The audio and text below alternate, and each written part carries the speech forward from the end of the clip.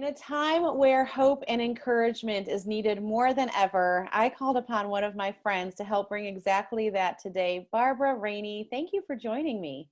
Oh, thanks, Sammy. It's really a treat to be here with you. With Even though we're not together, it feels like we are. And I'm grateful like you are for this technology to be able to see faces and hear from people, and we wouldn't otherwise. So it's great to no, be with you. well, it's so good to be with you. For those of you that don't know Barbara, I mean, you are a co-founder of Crew, a family life with your husband. Of goodness, how long have you and Dennis been married? Since 47. 1972? 47 years. Yeah, crazy. Mother of 6, grandmother of 24. 24. I know. I just go, how did that happen? I knew I was going to miss one if I didn't ask. So, I Yeah. mean, just I lean upon you for wisdom. I've leaned upon you for wisdom longer than you've ever known me.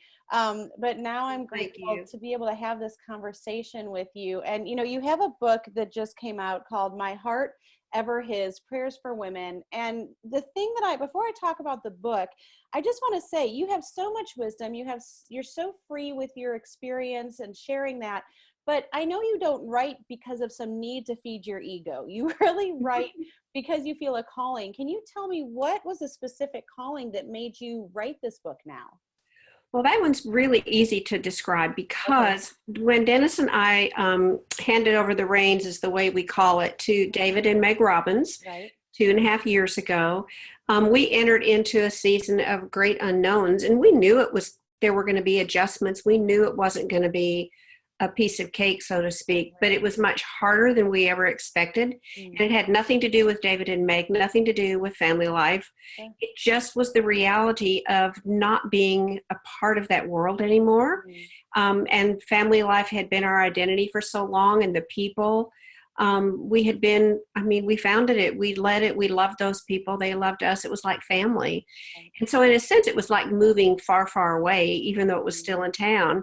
And there was a lot more loss associated with that decision than we anticipated. And so during that 2 years, or year and a half or so, I began writing. Well, first of all, I was reading through the Psalms every day, 1, 2, 3, 4, and sometimes 5 Psalms a day, because I just was so starved for God's word in my heart, because I need it. And of course, the Psalms speak to our hearts like few other places do. And so I worked my way through the book of Psalms 3 or 4 times in that time frame. And as a result, I started writing my own feelings, my own experiences, my own cries to God on paper. And it helped me put words to what was going on inside. I did not write it for it to become a book. I wrote it for me. I wrote it for communication with God as my Father. But as they kept coming, and as I kept writing more and more of them, one day I said, I wonder. And I sent a few off to the publisher of my book, Letters to My Daughters, and he said, well, yeah, I like these. Let's do a book. And I went, oh, well, okay. Well, and I'm so glad I was literally just going to bring up, it reminds me so much of Letters to My Daughters, just in this need to pass on, right? You're not saying this is the answer, I know everything. It's just, I've lived through this and I want to share. And it's so personal. You're so vulnerable in this. And I think, what I found as I've read through these prayers is that I'm able to relate both to you Good, and to God. I'm able to insert my own heart's good, cry.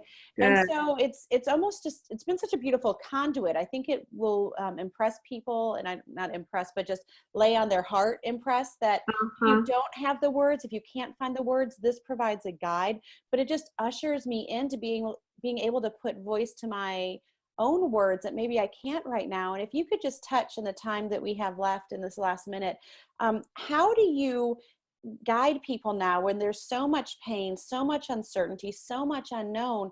How do you guide people in expressing their voice, especially to God when there's hurt? Well, I think the best way to do that is to read the Psalms, honestly, because David says what we are feeling. He says, God, where are you? Have you abandoned me?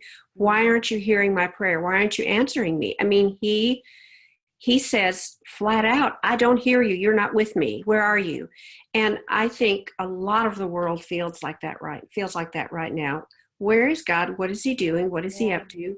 Why is all of this happening? And it feels a lot of times like God is silent, and we don't know what to do with that. And I think the Psalms provide a great vehicle for helping us express those emotions because we all feel them. We're afraid to say it oftentimes, but we all feel that way about God. And then the Psalms will continue to guide us to coming to Him and listening to Him. Yeah, thank you, Barbara. The book is My Heart Ever His, Prayers for Women. You can find Barbara at everthynehome.com. We'll link to this at thesammiconeshow.com. Thank you for joining me, Barbara. Thank you, Sami.